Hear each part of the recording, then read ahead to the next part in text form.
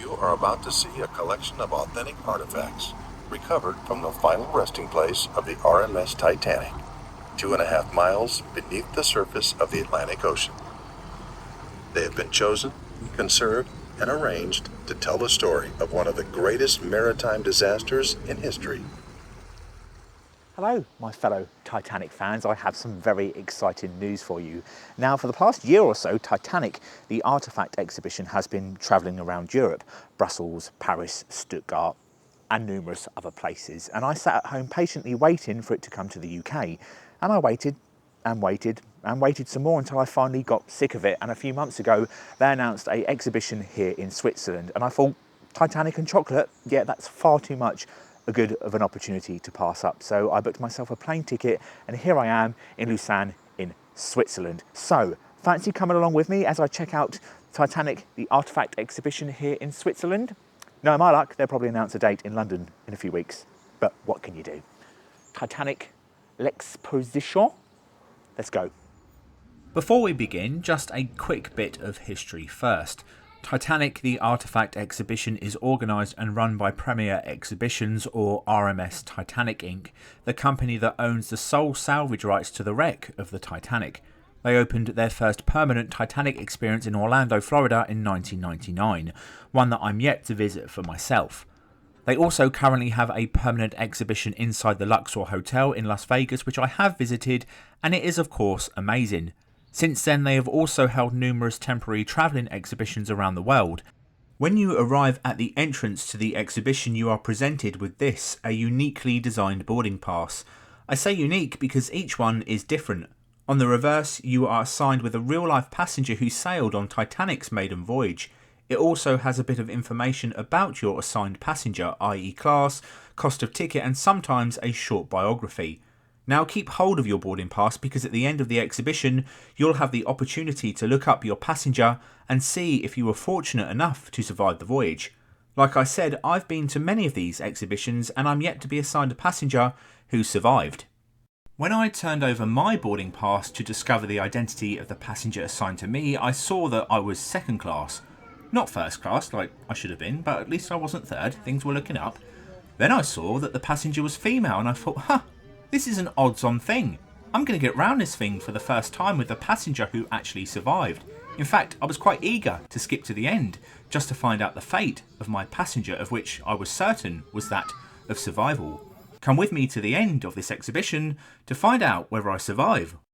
Every exhibition hosted by RMS Titanic Inc is different and solely dependent on its location. For example, because I was visiting the one here in Switzerland, the exhibition opened with a focus on Titanic's Swiss passengers with a biography of just a few here as you entered. The one in Paris opened with a focus on her French passengers and so on and so forth. The company also owns over 5,000 individual artefacts recovered from Titanic, so if you've been to one of these before, chances are you're going to see something new. It's launch day, May 31st, 1911. The weather is clear and mild. More than 100,000 people gather to witness the great event.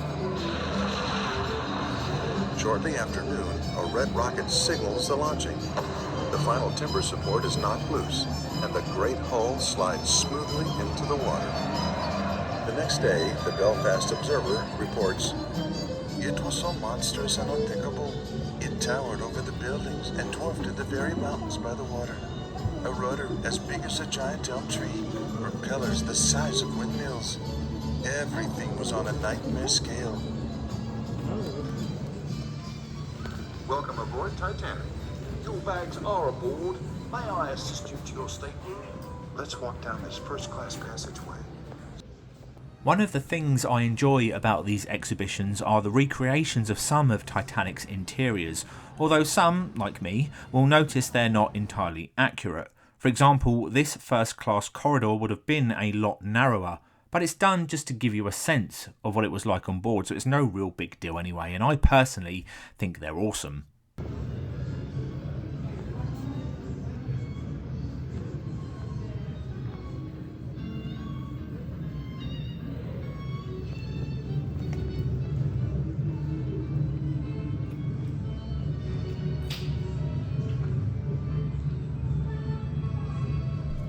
The exhibition displays many items recovered from Titanic, like the ones that you've just seen, but for me, it's the personal items that really stand out. Like this paper money that was once handled by a passenger, this comb that once glided through hair, these glasses that a person once peered through to maybe read a book, and these boots that were once worn by a passenger as they walked Titanic's decks. It just makes me think of the people and their lives. Who were these people and how did they live their life, and how did they meet their end? Questions that will likely never be answered. I just find it fascinating that these simple day-to-day items were used by people who had no idea that they would one day be in a museum over 100 years later. Just before 11:40 on the night of April 14th, First Officer Murdoch is at the helm when he hears 3 rings on the ship's bell and the cry from the crow's nest. Trying to avoid a collision, Murdoch shouts an order. Hard a starboard, full speed astern. Murdoch's order is instantly transmitted to the engine room by means of the telegraph. In the seconds that follow, the bow of the Titanic gradually eases to the left of the iceberg. But as she passes by, a rock-hard spur of ice beneath the surface makes intermittent contact with the first 250 feet of Titanic's starboard hull.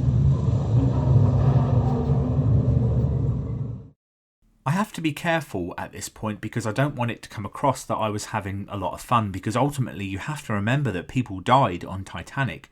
But at this point of the exhibition they have a recreation of an iceberg that you can place your hand against and feel the temperature of the ice on the night of the sinking. Now, because salt water freezes at a lower temperature than fresh water, the sea would have been even colder than that of the iceberg. I held my hand on as long as possible, but I could only last around a minute before the pain became too much. It really does make you think of the pain passengers must have experienced as they struggled in that freezing cold water. I can't do any more. The exhibition then leads on to the aftermath of the sinking and a bit of history of the recovery of the artefacts with some more items on display. And then it leads on to the memorial room where I was eager to discover the fate of my assigned passenger. I took a seat and searched the wall of second-class survivors. That's how confident I was that my passenger had survived. But alas, their name was not there. I was deeply disappointed to discover my passenger, nor that of my sister who came with me, had survived.